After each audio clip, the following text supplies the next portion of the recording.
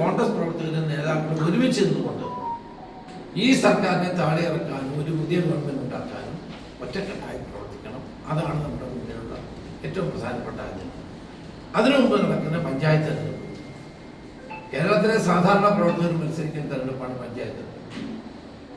ഞാൻ 2010 KPC president ആയിരുന്നപ്പോഴാണ് 70% പഞ്ചായത്തുകളും സ്ഥാപനങ്ങളും നമ്മൾ പിടിച്ചെടുത്തത്. കോൺഗ്രസ് പാർട്ടി മറ്റു പാർട്ടികളെ പോലെയല്ല.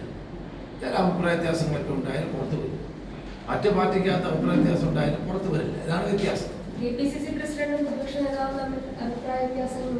ഇല്ലെന്ന് അവർ തമ്മിൽ തന്നെ ഇല്ലെന്ന് അവർ രണ്ടുപേരും പറഞ്ഞു കഴിഞ്ഞാൽ പിന്നെ ആ ചോദ്യത്തിന് പ്രസക്തിയുണ്ട്. കെ സുധാകരന് വേണ്ടത്ര പിന്തുണ പാർട്ടിയിൽ നിന്ന് കിട്ടുന്നുണ്ട്.